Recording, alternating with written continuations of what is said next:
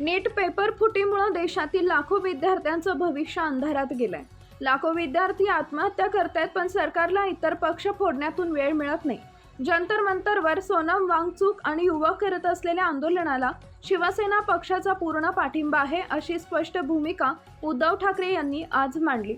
मातोश्रीवर आयोजित पत्रकार परिषदेत बोलताना त्यांनी केंद्र सरकार, शिक्षण मंत्री धर्मेंद्र प्रधान आणि भाजपवर जोरदार हल्लाबोल केला।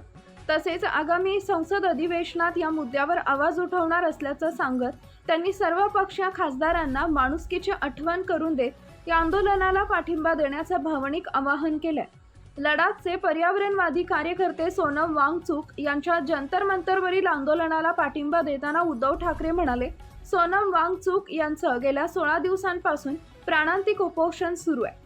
त्यांची प्रकृती वेगानं खालावत आहे। 4 दिवसापूर्वी मी खासदार अरविंद सावंत यांना त्यांच्या भेटीसाठी पाठवले होते।